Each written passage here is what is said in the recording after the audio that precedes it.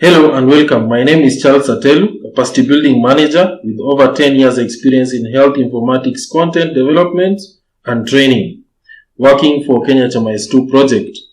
In this video, I'm going to take you through KP contact form navigation. So basically from the previous video, we took you through registration. At this point, once you complete registration, the system will navigate you to the contact form. The contact form has got a field on the date first contact was made, and this is picked automatically by the system, so you ought not to fill anything. That is similar to the location. The contact form captures various data elements that represent the client. To begin with is the key population type. Kindly note that the key population type that are active are related to the gender of the client. This is a female client, therefore the MSM, MSW and transwoman that relate to the male gender are inactivated because this is a female client. Once you select the key population type representative of the client, the questions that are retained will be representative of that key population type. For example, once you select female sex worker option for our clients, the question relating to sex with men will be obliterated. At this point, a unique identifier code is given to the clients. Provide the unique identifier code, starting with the MFL code, 10 digits. Proceed to the alternative contact person, very important. Contact if available. Remember, this data is collected retrospectively. This is information that was collected from the hotspot. Have you been contacted by a peer educator? Yes or no? Select the radio button representative. Hotspot mostly visited.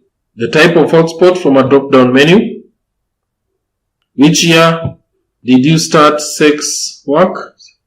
Which year did you start injecting drugs? If there are drugs used, so fill what applies to the client. Number of sexual acts per week.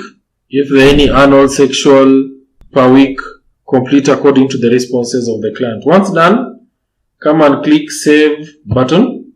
The form shall be submitted. The system will navigate you to the client's home page. So basically the client home page has got the client details.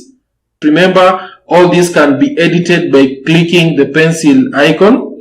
The national ID can still be edited using the pencil icon. Client registration information is displayed with a telephone contact clearly indicated there. All this information can be edited. At the same time, we have the peer contact form that spells out a summary of the dates the patient was contacted, the type of KP, the hotspot visited, sexual acts per week, annual sexual acts per week. There is a summary of the contact information that was completed. This is actually a peer contact form. Remember, completing the peer contact form now activates the peer calendar. Remember, all this information can still be edited by clicking on the edit hyperlink. The other panels that are visible, though not yet completed, the peer-to-peer educator relationship, KP program history. We have not yet enrolled this patient, so the enroll button is still active. At the middle of the panel, we have the number of visits. This patient has no visit. We have just registered the patient and completed the contact form. We have not yet initiated any visit. Similarly, the vital signs panel is empty because this patient has no vital sign completed so far. The visit actions that are available are the drug orders, lab orders and diagnosis, and there is no completed form. Ideally, this is just registration and contact details captured. And remember, this patient has not yet been checked in.